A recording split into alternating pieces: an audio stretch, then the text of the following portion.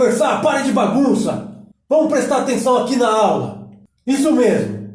Vou chamar o aluno para responder a pergunta. Você, qual é o teu nome? Catarina. Quanto é 2 mais 2? 4. Certo! Agora você, quanto é 3 mais 2? 5. Isso mesmo! Você aí do fundão, quanto é 4 mais 2? 6. Correto! Última pergunta, vai para você. Eu? Isso mesmo! Qual é seu nome? João Pedro. Quanto é 5 mais 2? É igual a fé. Fé? Como assim? Essa é a matemática de Deus. Matemática de Deus? Vou te contar uma história que prova que 5 mais 2 é igual a fé. A multiplicação dos 5 pães e 2 peixes. Oi, pessoal da igreja, tudo bem com vocês? Nós aprendemos na escola dominical infantil a multiplicação dos 5 pães e 2 peixes. Mas hoje não sou eu que vou dar aula. É o Papai Legal! Se você gostou, deixe seu like, se inscreva no canal e ative o sininho das notificações. Tchau!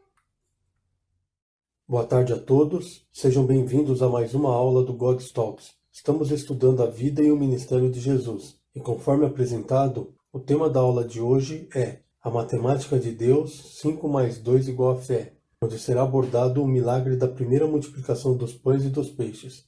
Fato curioso é que esse milagre foi o único registrado nos 4 evangelhos, portanto, o seu estudo é muito importante. Esse acontecimento está registrado nos livros de Mateus 14, 13 a 21, Marcos 6, de 30 a 44, Lucas 9, de 10 a 17 e João 6, de 1 a 15.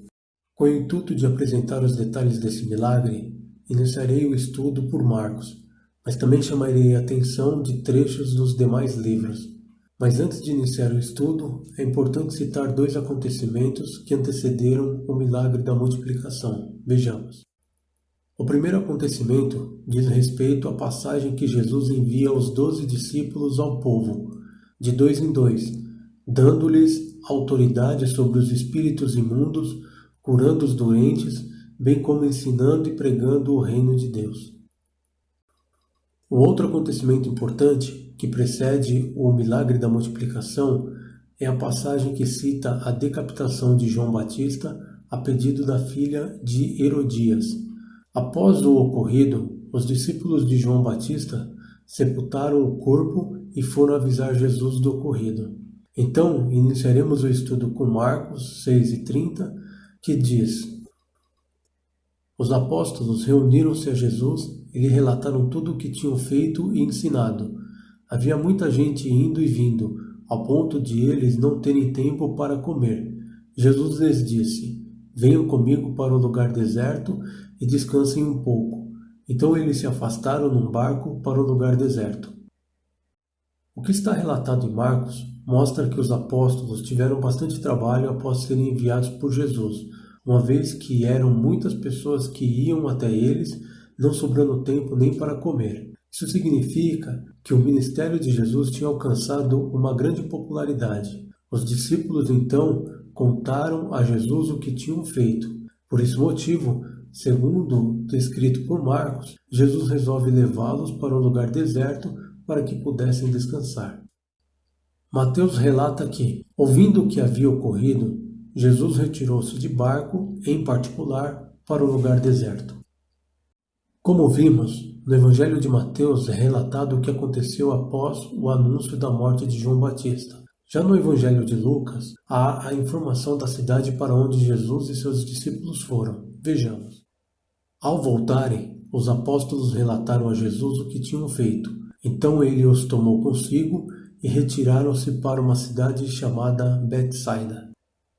A cidade de Betsaida, para onde Jesus e seus discípulos foram, era a cidade de André, Filipe e Pedro, conforme descrito em João 1,44. Atualmente, não se sabe a posição exata dessa cidade.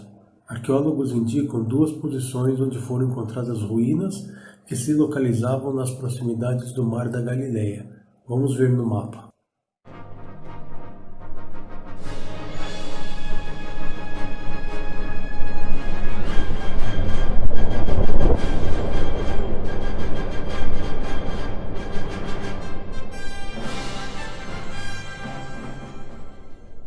Não é citado na Bíblia o local de encontro dos discípulos com Jesus antes de saírem de barco. No entanto, estudiosos sugerem que partiram da cidade de Cafarnaum. No mapa, podemos ver a cidade de Cafarnaum e as possíveis localizações das cidades de Betsaida. Vemos que a menor distância entre as cidades de Cafarnaum e Betsaida, através do Mar da Galileia, é de aproximadamente 4,3 quilômetros. Possível percurso feito de barco por Jesus, e por terra, contornando as margens, é de cerca de 5,2 quilômetros, caminho seguido por muitas pessoas, conforme veremos a seguir descrito por Marcos. Mas muitos dos que os viram retirar-se, tendo-os reconhecido, correram a pé de todas as cidades e chegaram lá antes deles. Quando Jesus saiu do barco e viu uma grande multidão, teve compaixão deles, porque eram como ovelhas sem pastor. Então começou a ensinar-lhes muitas coisas. Mesmo percorrendo uma distância maior, muitos que viram Jesus e seus discípulos saindo do barco de Cafarnaum chegaram antes deles à outra margem do lago. Jesus, ao chegar do outro lado da margem e vendo a multidão que o aguardava, teve profunda compaixão deles.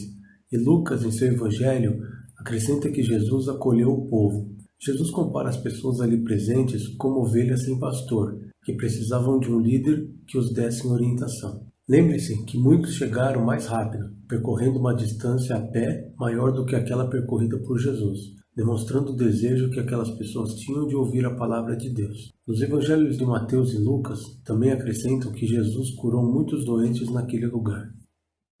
Em Mateus vemos, quando Jesus saiu do barco e viu tão grande multidão, teve compaixão deles e curou os seus doentes. E em Lucas, ele as acolheu e falava-lhes acerca do reino de Deus, e curava os que precisavam de cura.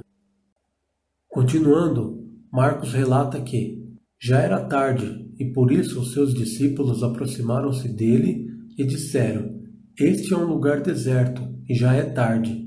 Manda embora o povo, para que possa ir aos campos e povoados vizinhos comprar algo para comer. Ele, porém, respondeu: Deem-lhes vocês algo para comer.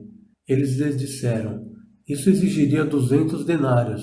Devemos gastar tanto dinheiro em pão e dar-lhes de comer?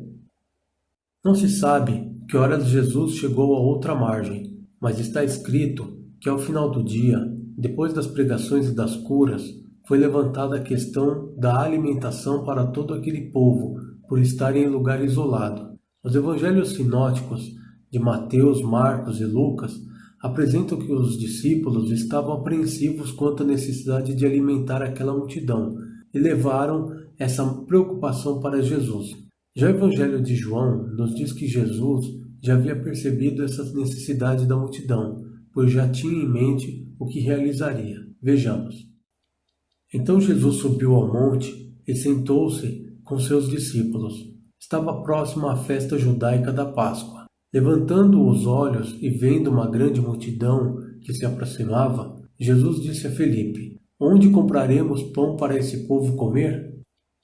Fez essa pergunta apenas para pô-lo à prova, pois já tinha em mente o que ia fazer. Felipe lhe respondeu: 200 denários não comprariam pão suficiente para que cada um recebesse um pedaço.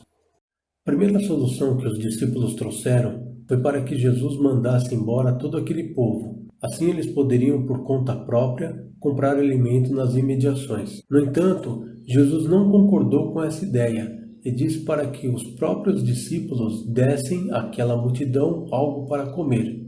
Diante da resposta de Jesus, os discípulos se depararam com outro problema, o dinheiro. Os discípulos estimaram o custo para comprar todo o alimento. Seriam em torno de 200 denários. Mas o que é denário? E quanto alimento poderia ser comprado com 200 denários? Vejamos. O denário era uma moeda romana da época, e um denário equivalia ao salário diário de um trabalhador. Na imagem são apresentados alguns denários. Isso significa que 200 denários correspondiam a 200 dias trabalhados, ou cerca de 8 a 9 meses de salário. Segundo estudiosos, com um denário era possível comprar cerca de 8 quilos de pão da época. Logo, com 200 denários comprariam 1,6 quilos de pão. Lembrem-se que João, em seu evangelho, diz que 200 denários não comprariam pão suficiente para que cada um recebesse um pedaço. Isso demonstra que, mesmo com essa quantidade enorme de pão, o alimento não seria suficiente. A título de conhecimento e comparações de valores, na Bíblia de Estudo NVI está escrito que Judas traiu Jesus pelo preço de 30 moedas de prata, o equivalente a 120 denários. Peço ao ouvinte que reflita quão importante Jesus Cristo é na sua vida e quanto ele era na vida de Judas Iscariotes.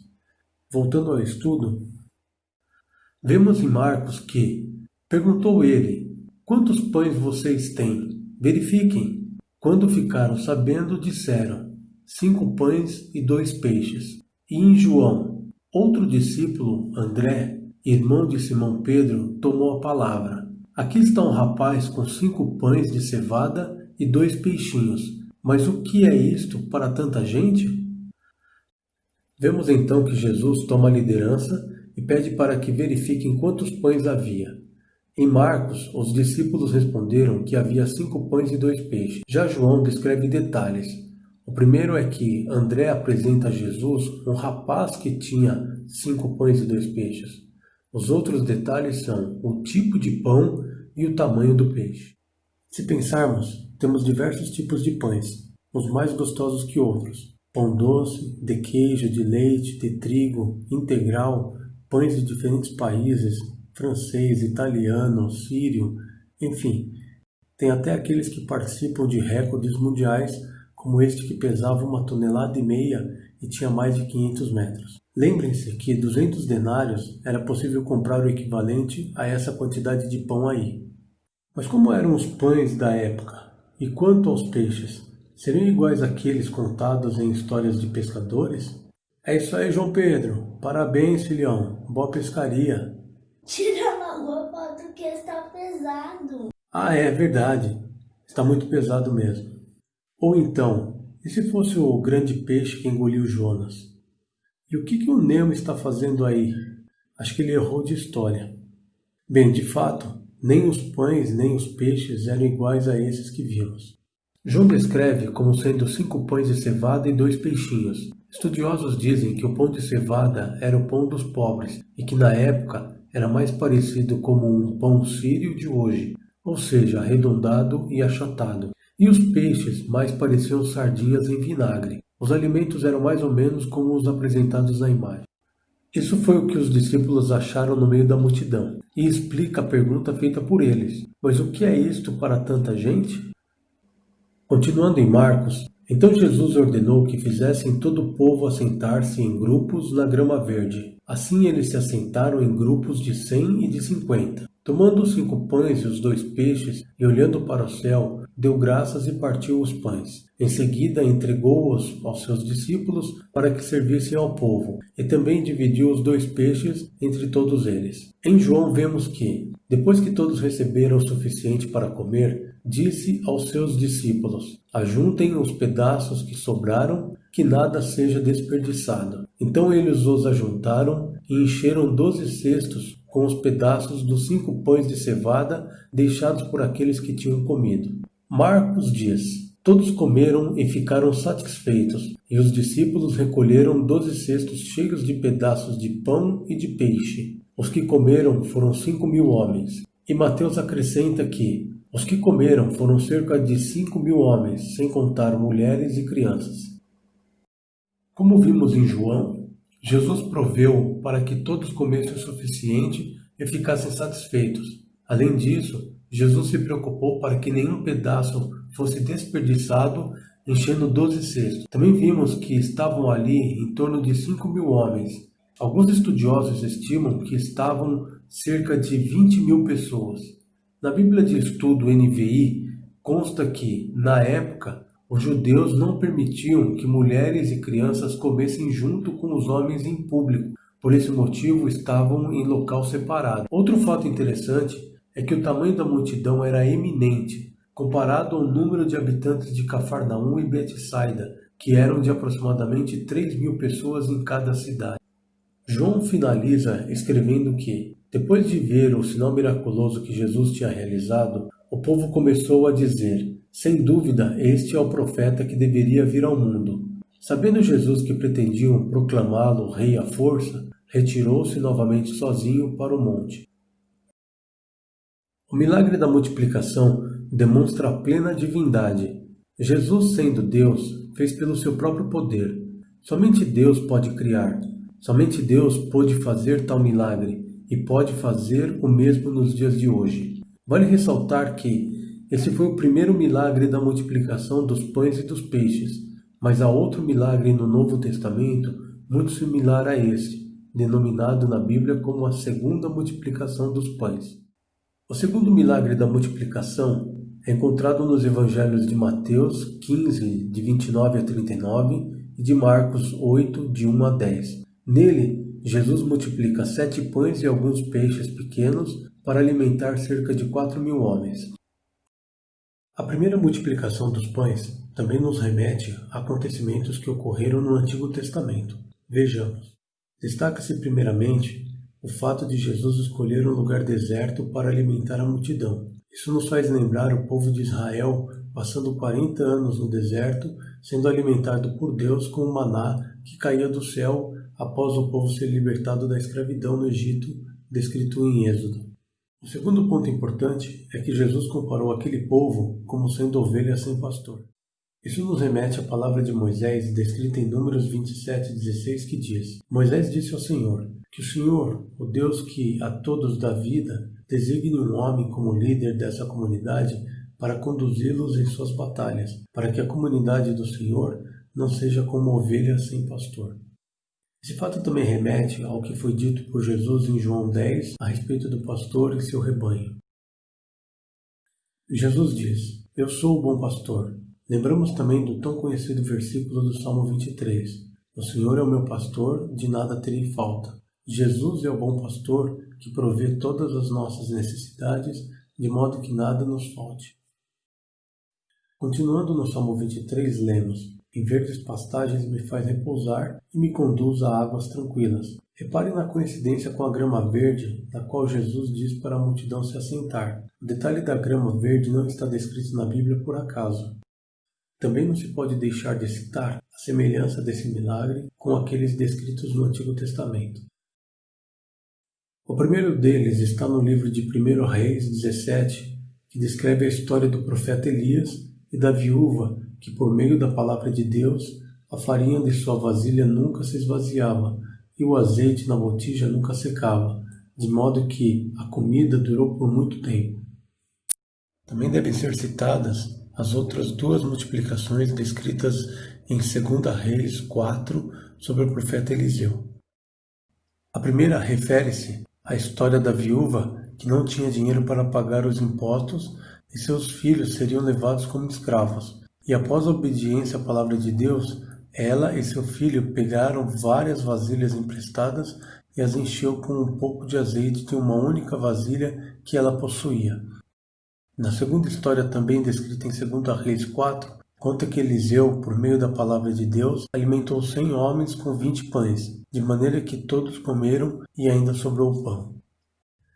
Vimos então que Jesus é aquele que foi mencionado por Moisés muitos anos antes como sendo o pastor que haveria de guiar o povo de Deus, para que deixassem de ser ovelhas perdidas. Jesus é aquele de quem Davi falou no Salmo 23, a respeito do bom pastor que cuida de seu rebanho. Portanto, nós temos um pastor que é Jesus Cristo, que nos alimenta, que nos guia, que nos faz repousar em pastos verdejantes. Nele encontramos orientação, descanso e paz. Devemos buscá-lo cada vez mais, a fim de termos maior comunhão com ele. Jesus nos chama para confiarmos nele. Lembre-se que ele mesmo diz: Venham a mim, todos os que estão cansados e sobrecarregados, que eu lhes darei descanso. Jesus é o enviado por Deus para salvar toda a humanidade. Deus enviou o seu Filho ao mundo não para condenar o mundo, mas para que este fosse salvo por meio dele. Indo ao encontro dessa salvação e não fugindo do tema, gostaria de finalizar a aula apresentando 2 acontecimentos de multiplicações de coisas discretas que pareciam inofensivas pelo tamanho, mas que se transformaram em grandiosas preocupações mundiais. Situações que nos fazem refletir sobre o mundo em que vivemos e para nos convencer de que a nossa proteção e salvação somente conseguimos através de Jesus Cristo. Em 1987, na cidade de Goiânia, 2 catadores de lixo tiveram contato com uma pequena porção de 19 gramas de cloreto de césio, o césio 137, a qual ficava dentro de um aparelho de radioterapia para tratamento de câncer que pertencia a uma clínica abandonada na capital de Goiás. Foram necessários apenas 16 dias para que essa pequena quantidade de material radioativo contaminasse gravemente 129 pessoas, além de 6.000 vítimas com sequelas e mais de 112.000 pessoas que tiveram de ser monitoradas. Além disso, os 19 gramas de césio foram suficientes para contaminar 6.000 toneladas de material que foram guardados eternamente em um depósito especial. Esse é considerado o maior acidente radioativo da história, fora de uma usina nuclear. Em 31 de dezembro de 2019, a imprensa começou a anunciar casos registrados na China sobre um novo vírus que causava a síndrome respiratória aguda grave, sendo classificado como novo coronavírus, a Covid-19. Com uma adaptação fácil em seres humanos e contaminações por aproximação, o novo coronavírus se expandiu rapidamente. Atualmente no mundo foram confirmadas aproximadamente 7.700.000 pessoas infectadas. No Brasil, o número de infectados também é crescente, hoje chegando em torno de 830.000 pessoas confirmadas. Também são crescentes as mudanças de rotinas da população, as alterações nos comportamentos pessoais e as incertezas de até quando isso tudo irá durar. Mas temos a certeza de que Deus é soberano. Deus controla o universo, o mundo e as nações. Ele é o bendito e único soberano, o Rei dos reis e Senhor dos senhores, o único que é imortal e habita em luz inacessível, a quem ninguém viu nem pode ver. A ele sejam honra e poder para sempre. Amém.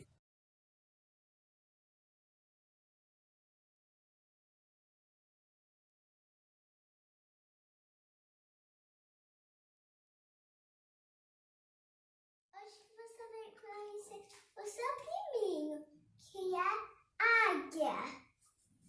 Oi, tudo bem? Tudo bem. E aí, como tá? Bem. Oi, pessoal! Oi! Cheguei! Oi! Tudo bom? Dá um abraço aqui. Dá um beijo. Ó, fui no mercado, comprei o que você me pediu. Segura direito aí. Tá. Você falou que gosta de tomate, que o Mickey come tomate, né? É.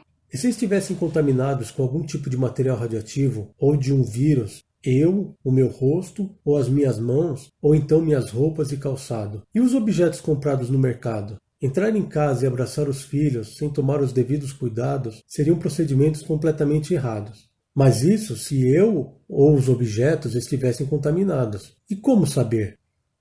Mas aqui, eles estavam. E agora, o que fazer?